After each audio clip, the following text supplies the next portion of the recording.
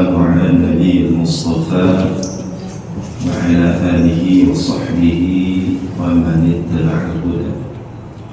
أشهد أن لا إله إلا الله وحده لا شريك له وأشهد أن محمدا عبده ورسوله الذي لا نبي بعده إلى يوم القيامة. اللهم صل على سيدنا محمد وعلى آله وصحبه أجمعين. Bapak Ibu hadirin wal hadirat yang dirahmati oleh Allah Subhanahu wa taala, tidak bosan-bosannya kita senantiasa memuja dan memuji Allah. Bagian daripada rasa syukur kita atas kenikmatan yang senantiasa Allah berikan kepada kita. Salawat serta salam kepada Rasulullah Muhammad sallallahu alaihi wasallam. Allahumma shalli wa sallim wa barik alaihi. Bapak Ibu, pada pertemuan sebelumnya kita sudah membahas tentang bab adzan wal iqamah dan iqamah dalam bab sholatnya. Pada pertemuan ini kita akan masuk pada bab syurut sihhatis sholat, syarat-syarat sahnya sholat. Ini harus dipenuhi sebelum kita melaksanakan sholat. Di sini disebutkan ada 4 yang harus kita penuhi, dan ini penting, tidak boleh berkurang salah satunya, karena ini berkenaan tentang sah atau tidak sahnya akan sholat kita, atau diterima atau tidak diterimanya sholat kita. Yang pertama, syarat sahnya sholat. Yang pertama adalah dukhul waqt lis-shalah, masuknya waktu sholat. Nah, ini penting. Nah, kita harus memperhatikan, sudah masuk tidak waktu sholat dari 5 waktu sholat yang diwajibkan kepada kita. Kalau sekarang sudah gampang ya Bapak Ibu, sudah bisa diakses. Dimanapun kita berada, kita bisa mengakses. Nah, ini waktu sholat jam berapa? Nah, kalau orang dulu itu melihat masuk waktu sholat itu melalui matahari. Kalau misalnya mendung, itu sesuai dengan sangkaan, prediksi, sesuai dengan kebiasaan. Maka dulu saya masih ingat, saya kecil dulu ikut, karena bapak saya adalah seorang nelayan. Tengah laut saya kan, gimana mengetahui masuk waktu sholat? Dia lihat matahari, sudah masuk waktu zuhur. Nah, ini kehasar, karena sudah terbiasa lihat. Dan karena pun perasaan kita masalah ini sudah masuk. Di sini disebutkan sesuai dengan kebiasaan kita. Tapi sekarang ini alhamdulillah itu mudah, insyaallah. Tapi misalnya kalau kita dihadapkan satu kondisi yang mungkin di tengah hutan mungkin sinyal tidak ada, walaupun misalnya ada jam, kita bisa memprediksi sesuai dengan kebiasaan. Kalau sekarang berapa subuh? 12 26. Misalnya kita dalam satu kondisi, satu setahu saya kemarin 12 buah, lebih-lebihkan sedikit lah, ya. Nah, 27 ke 28. Biasanya pertambahannya itu ya kadang berkurang 2 menit, 5 menit, atau bertambahnya 2 menit atau 5 menit ke depan.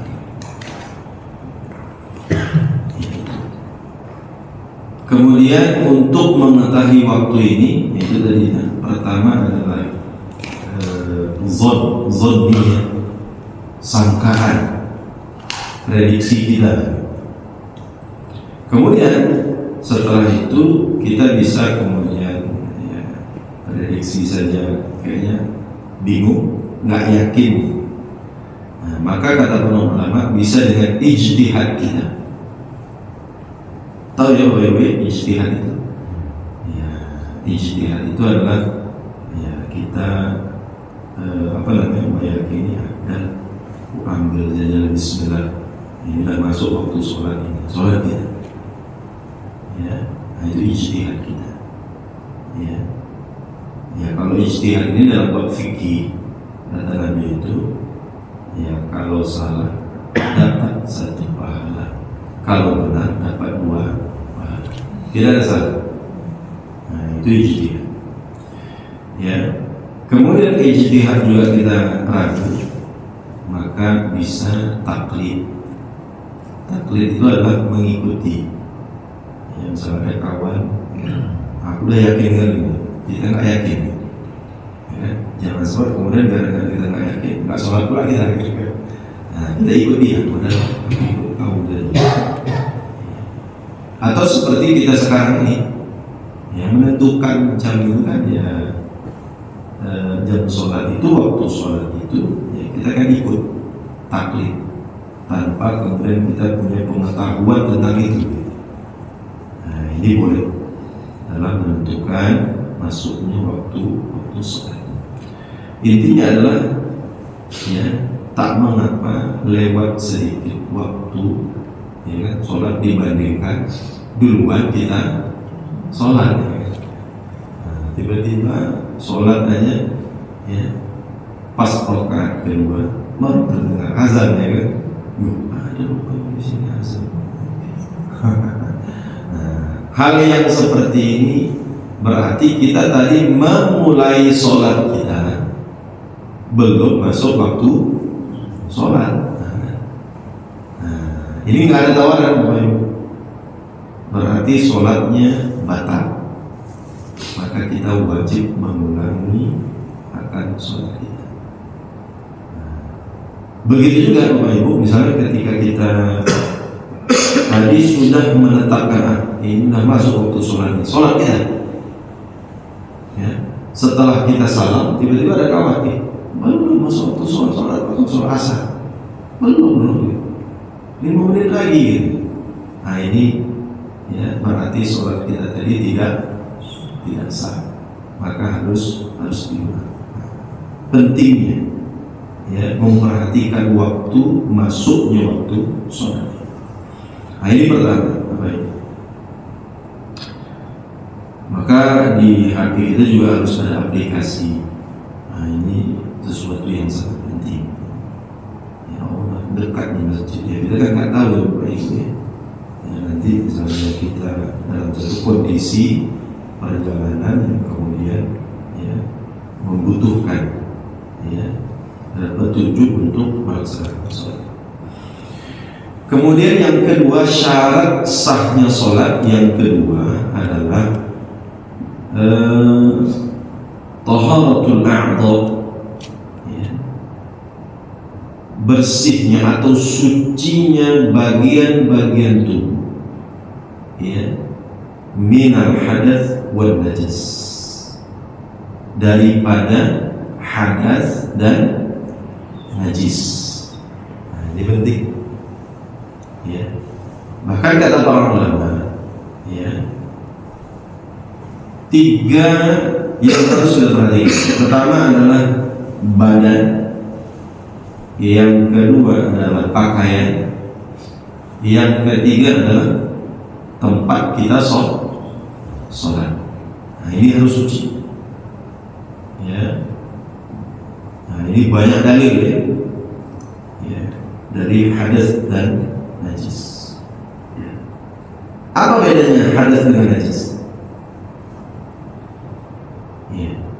Kalau hadas itu keadaan kita, misalnya kita buang angin, atau misalnya kalau hadas besar itu, kalau hadas kecil buang angin, buang air kecil, buang air besar. Hadas besar itu adalah misalnya harus mandi junub, ya, mandi besar, mandi wajib, nah ini namanya hadas besar. Kalau najis itu adalah bendanya, misalnya dari kotoran, nah itu najis, ya. Air kencing, ya, nah itu najis, bendanya itu namanya najis. Kalau hadas itu adalah keadaan kita, ya. Jadi badan kita harus bersih. Ya. Sebagaimana Nabi SAW pernah didatangi oleh seorang wanita yang istihadah. Ya. Nah, wanita istihadah. Istihadah itu apa, Ibu? Darah yang keluar di luar daripada batas waktu haid. Ya kan? Haid misalnya 8 hari biasa itu. Kebiasaan diri itu haid itu 8 hari. Tiba-tiba sampai hari ke-9, hari ke-10, hari ke-11 keluar aja. Nah ini bukan lagi haid normal. Di luar daripada batas waktu haid itu namanya istihadah. Ya, darah yang keluar disebabkan satu kondisi, misalnya sakit.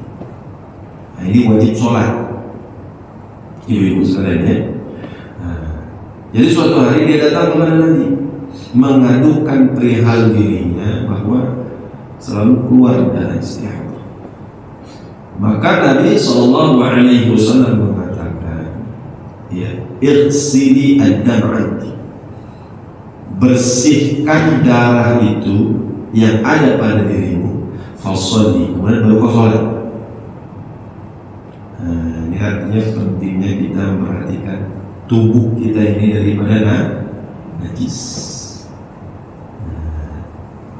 Tanazzahu minal baul, perhatikan dirimu itu ketika buang air kecil. Nah, ini perhatikan ini, ya. Fa inna 'ammatal 'adzab al-qadar, karena sesungguhnya secara umum azab kubur itu disebabkan oleh air kencing. Kenapa kencikannya? Jangan hanya kemaluan dibersihkan, mungkin terpercik di pakaian kita atau terpercik di bagian-bagian tubuh kita. Kata Nabi, perhatikan. Nah, ini penting. Ya. Bisa saja itu nanti disebabkan oleh menjadi penyebab azab kubur. Nah, ini perhatikan. Nah, itu diri kita dari najis tubuh. Kemudian pakaian, ya, pakaian. Ya. Allah Subhanahu wa Ta'ala berfirman, wa thiyabaka fatahhir, dan kepada pakaianmu hendaklah engkau sucikan. Kita harus perhatikan Bapak Ibu, ya. Kalau kita misalnya ragu, atau misalnya bukan ragu lagi, yakin kita, tadi aku buang air kecil, nah ini kena, ya, kena ini, ya. Bisa pertama kita bersihkan, mudah, ya kan? Atau kemudian kalau kita takut akan menyebabkan sebuah keraguan, ya, kita siapkan pakaian untuk sholat. Ya. Nah, kadang-kadang kan banyak orang modus dia, kenapa nggak sholat Pak? Ya, ini sudah pakaian kotor kan, ya kan? Misalnya kerja bengkel, ya kan? Atau misalnya kerja bertani. Nah, kotor itu belum tentu najis.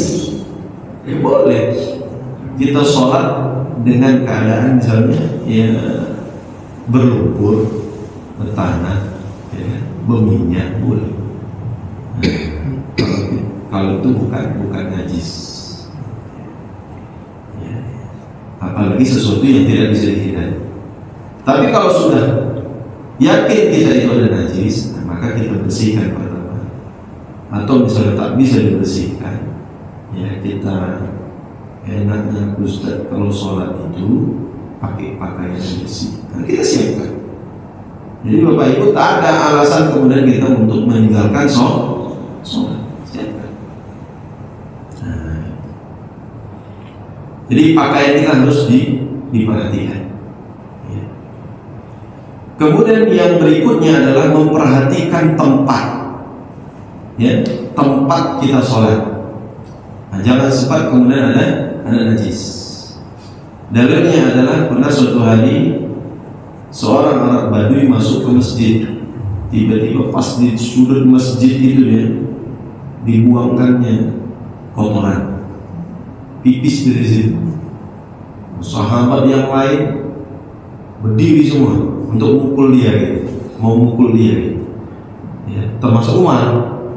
Ini orang apa ini tempat sholat? Gitu. Nah, dia nggak ngerti. Arab Badui.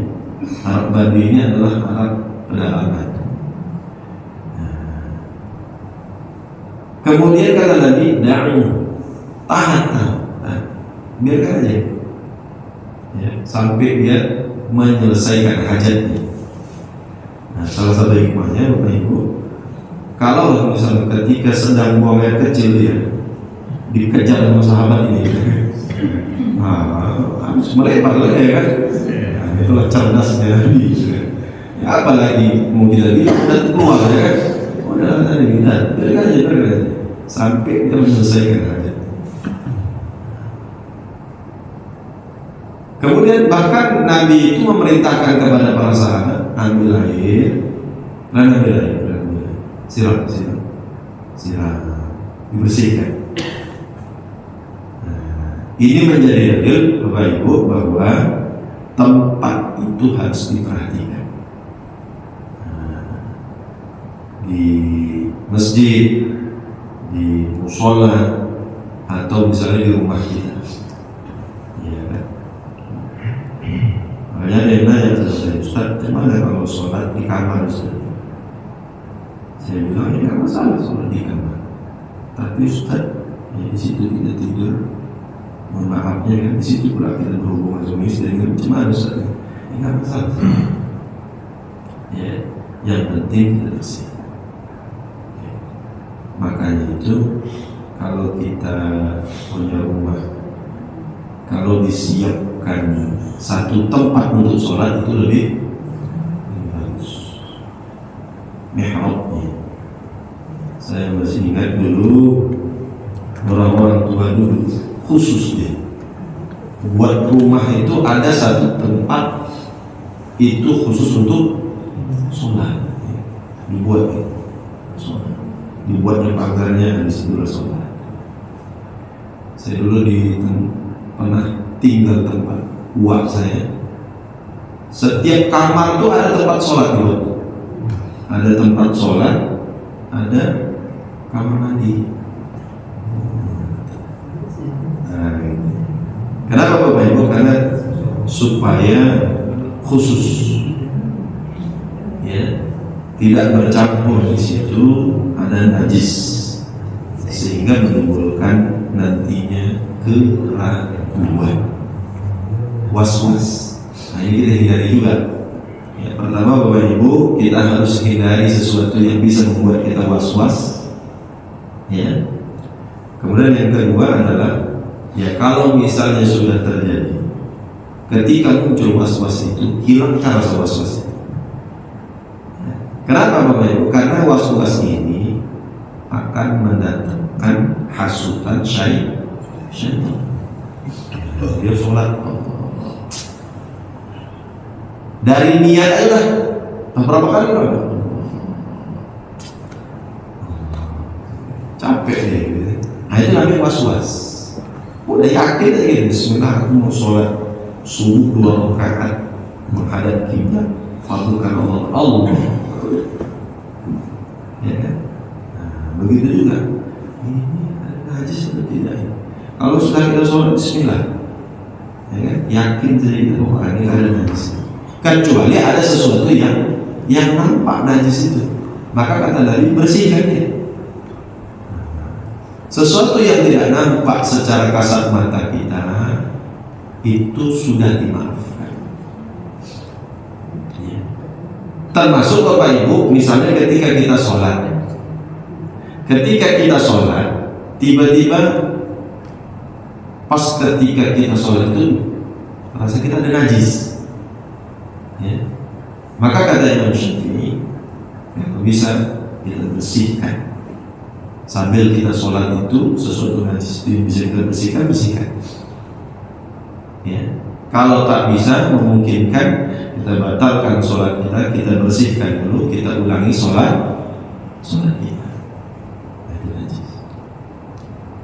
Kecuali misalnya setelah selesai kita sholat, selesai salam, tiba-tiba baru kita, atau misalnya teringat, atau misalnya baru tertengok, kotoran kucing gitu. Kalau yang seperti ini tidak harus mengulangi sholat kita. Kenapa? Karena sholat itu sudah terjadi. Nah ini beda, Bapak Ibu, dengan yang tadi ketika kita sholat tiba-tiba setelah sholat waktunya belum masuk. Nah itu harus diulang.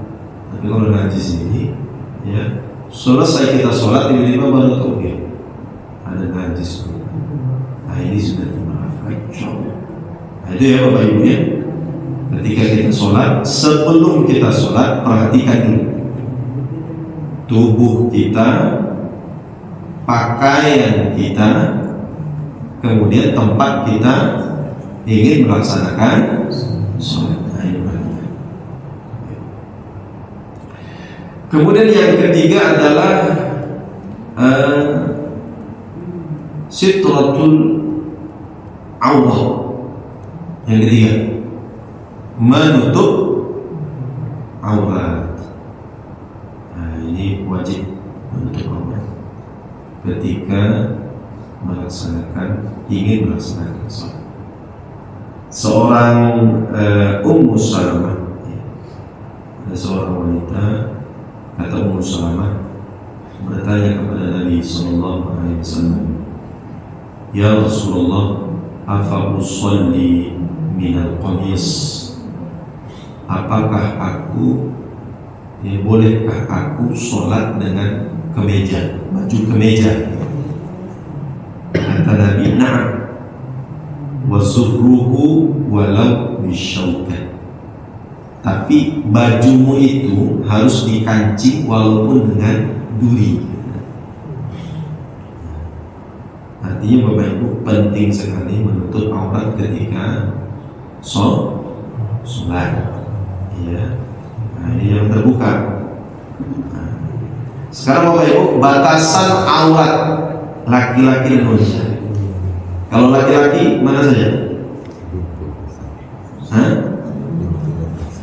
Kalau mayoritas para ulama mengatakan antara pusar sampai lutut, rukbah. Ini mayoritas, termasuk mazhab Syafi'i. Laki-laki nanti sholat boleh sarung ini, tutup lutut. Boleh, kalau ditanya boleh, udah menutup aurat ya kan. Tapi kata ulama alangkah baiknya tertutup. Masa pula kita menghadap Pak Prabowo bisa pakai pakaian menghadap Allah cuma kayak sarung, nutup kaki Ustaz boleh, hanya menutup pusat sampai menutup. Bisa lebih rapi kan?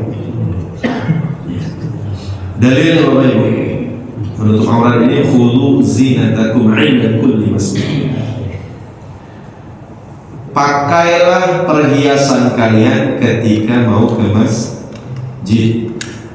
Perhiasan di sini kata Ibnu Abbas itu artinya adalah penutup aurat. Masjid di sini adalah sholat, wajib menutup aurat. Ya. Walaupun Bapak Ibu, di kalangan ulama itu ada yang berpendapat bahwa paha laki-laki bukan bagian daripada aurat. Aurat itu adalah hanya lubang depan dan lubang belakang saja. Ada juga ya pendapatnya, ya seperti Ibnu Hazm pendapat. Dalilnya pun ada. Ya. Pernah suatu hari Nabi Sallallahu Alaihi Wasallam itu duduk di dalam rumahnya, masuk Abu Bakar, tapi pahanya tersingkap, terbuka. Masuk Abu Bakar, nggak ditutup sama Nabi. Masuk Umar, nggak dibuka. Baru masuk Utsman, baru ditutup oleh Nabi. Aisyah bertanya, ya Rasulullah, kenapa ketika Abu Bakar masuk, Umar masuk, kau tidak menutup akan paha, tapi pas Utsman masuk, kenapa kau tutup akan paha? Ya, kata Nabi, ya bahwasanya Utsman itu pemalu, dan alangkah baiknya aku juga mencontoh atau menghormati Utsman dengan juga ya menunjukkan akan malu. Nah, dari orang yang mengatakan bahwa paha laki-laki itu bukan bagian daripada. Tapi mayoritasnya ini Bapak Ibu saya sampaikan supaya nanti ada orang yang berpendapat seperti itu, ada pendapat kemana-mana pakai celana pendek. Tapi orang yang sholat itu penyumpah, dia sholat tapi pakai celana pendek. Nah, dia mungkin mengambil pendapat.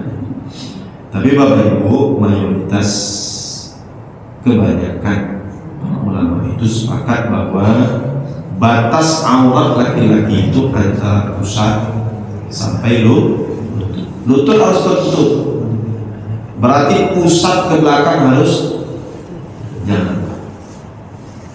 Makanya kalau kita sholat janganlah pakai celana jin, bajunya baju anaknya dipakai. Ya, kecilan gitu. Pas nanti dia ruku nampak nampak celengan. Sujud begitu juga. Nah, itu berarti nggak sah sholat. Maka pakai pakaian itu yang menutup aurat kita. Perhatikan. Atau misalnya ini ada orang yang gitu kan takut kalau tertutup sininya. Kalau sholat kita kerjaannya gini. Awak pikir ngapain dipakai baju gitu.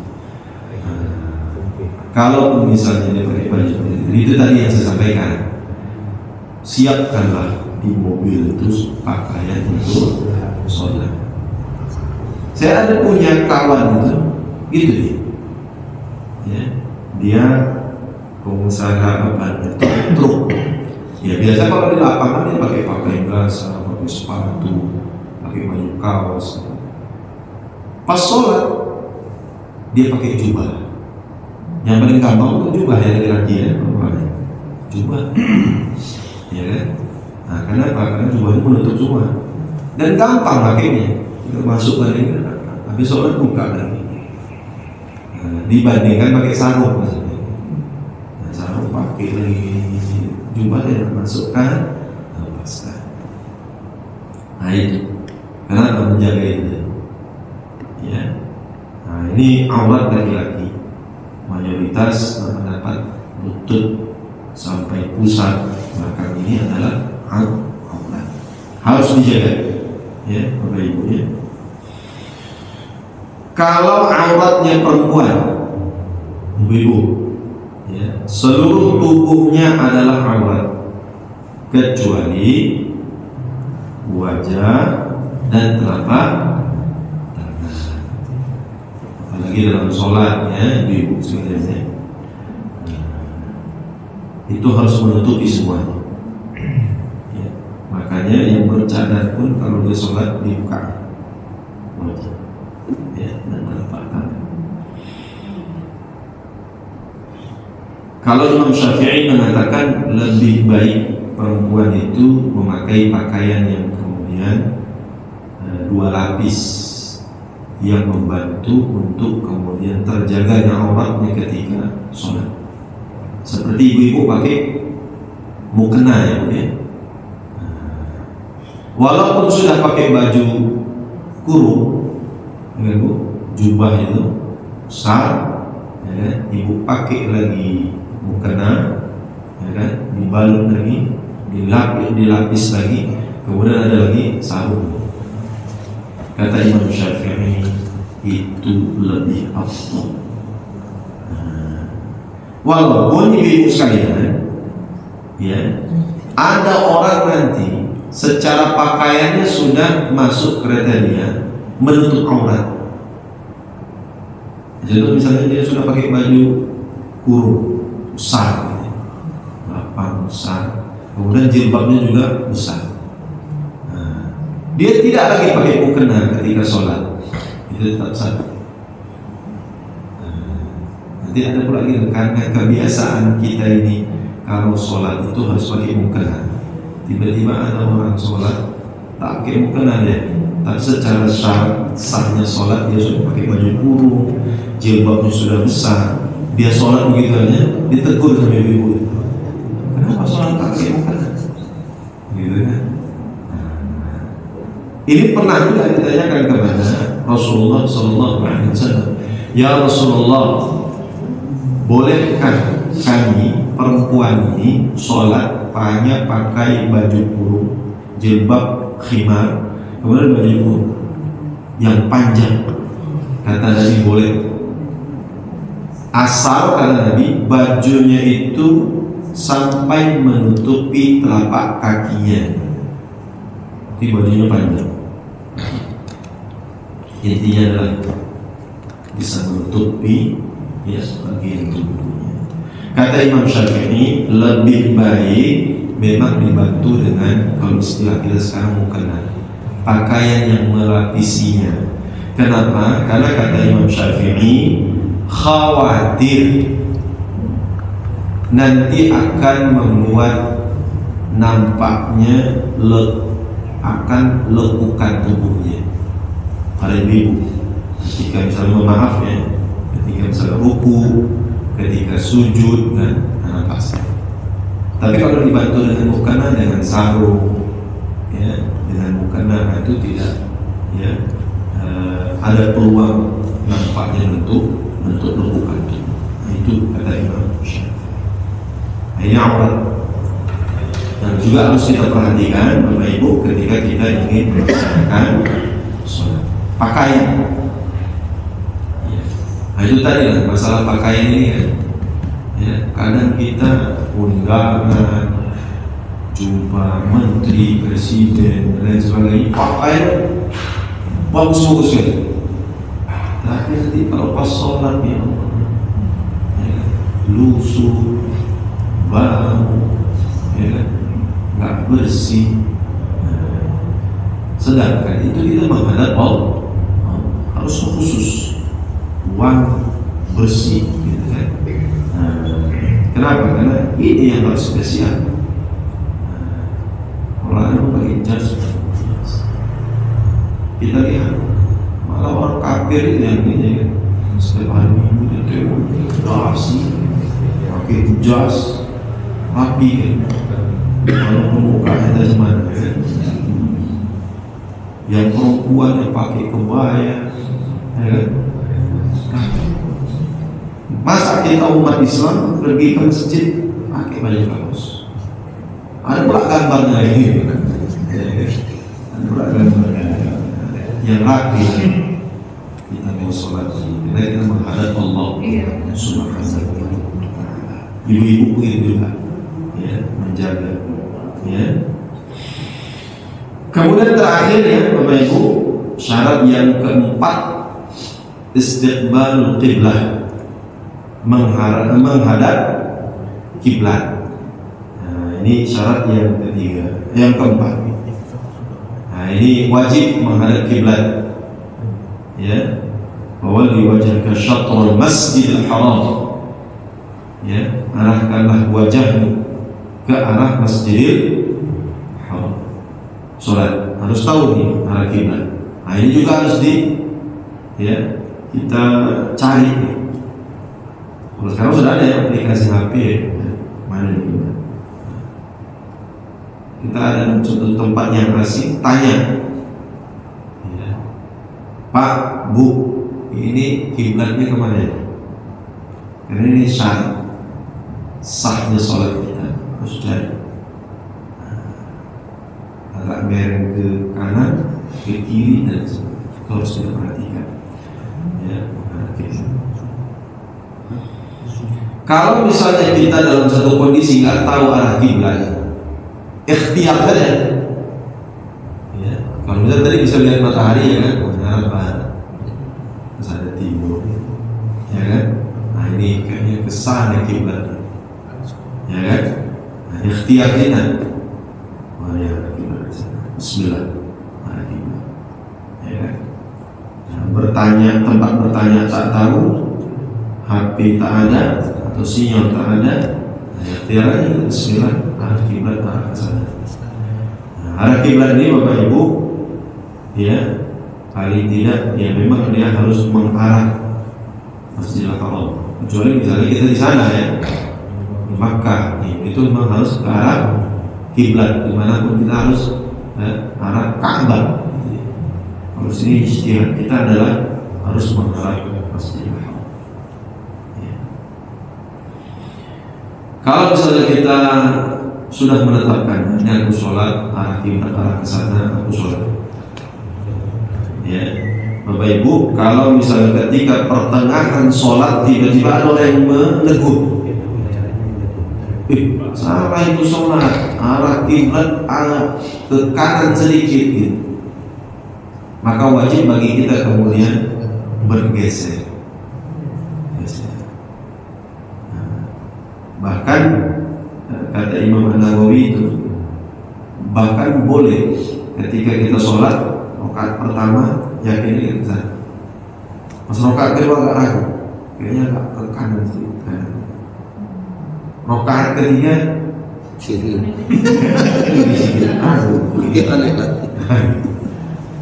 Maka seperti itu. Pentingnya kita mengarah arah kiblat. Ya.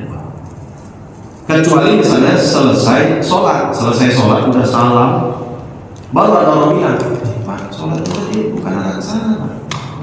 Salah, Pak. Nah ini tetap sah sholatnya. Tak harus mengulang sholat kita.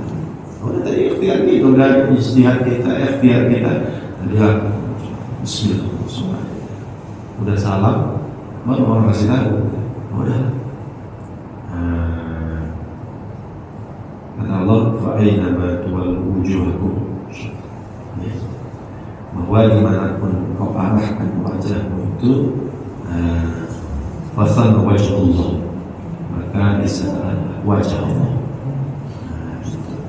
Tapi awalnya Bapak Ibu harus ikhtiar dulu mencari arah kiblat. Tapi kalau sudah terjadi, sudah salam kita, baru orang kasih tahu arah kiblat salah Bapak tadi, Ibu tadi, ya udah, jawab bahwa kemana pun arah di sana ada wajah Allah Subhanahu. Arah kiblat, kecuali kata para ulama, ya kecuali ya dalam mazhab Syafi'i, kecuali misalnya pertama dalam sholat sunnah khusus ya Bapak Ibu ya, dalam sholat sunnah boleh kita sholat di atas kendaraan yang kemudian yang pasti dalam atas kendaraan itu arah kiblat tidak pasti tetap gitu ya. Begitu juga sholat wajib. Contoh misalnya Bapak Ibu kita di kereta api gitu ya. Ya kan? Pertama arah kiblat ke sana, Jepang balik ke sana ya begini. Atau ada pesawat, cuma arah orang di bawah ya kan? Nah, mungkin gini. Nah itu tetap mengikuti arah kendaraan. Ya, ini boleh. Ya. Walaupun kata ulama yang pertama itu kemana arah kiblat, paling tidak awalnya kita arah kiblat dulu. Dan Bapak Ibu, arah kiblat ini bukan wajah ya. Ini arah kiblat sana wajah gini gitu, bukan ya. Menghadap kiblat itu dada nih. Makanya Bapak Ibu, nah ini catatan, ketika kita sholat berjamaah, ada satu orang batal, dia batal ini, ya kan? Batal, itu kan kalau batal dia jalan ke belakang. Ya. Kita yang membuka jalan ini, itu kata orang, jangan sempat memalingkan dada kita ini dari arah kiblat, itu membatalkan sholat. Betul. Jadi dia maju, kita gini kan, dada kita kan sudah kesana darah, nggak boleh bergeser, geser gini, kasih dia jalan.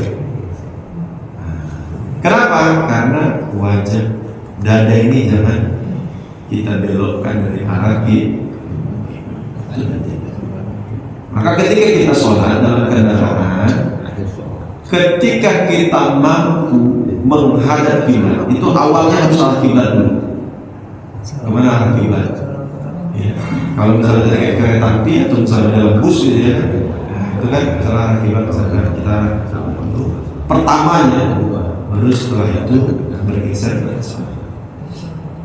Ya. Kecuali misalnya sulit ya, kalau sulit udah kemana pun arah kita, insya Allah di sana ada wajah Allah Subhanahu.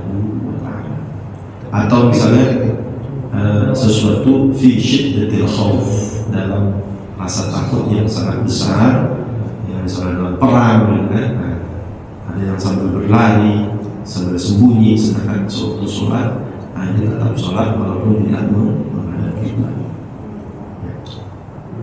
Nah, Bapak Ibu yang dirahmati Allah Subhanahu Wa Taala, mungkin ini ya 4 syarat sah sholat. Ini sebelum sholat ya.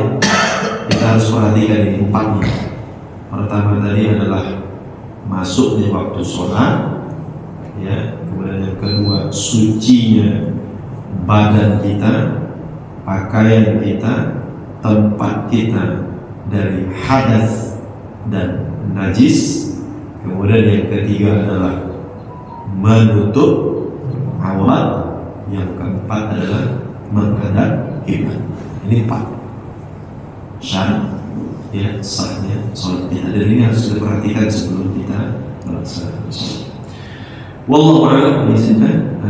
Semoga bermanfaat bagi kita semuanya. Assalamualaikum warahmatullahi wabarakatuh. Silakan Bapak Ibu, jika ada yang mau kita diskusikan yang saya jawab dari Wallahu a'lam.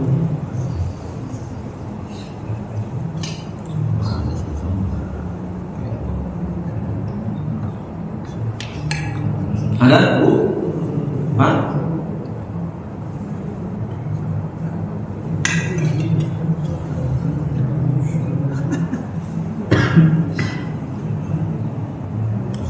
Ya. Kalau kotoran cicak gimana? Ya. Sering kan mengusik.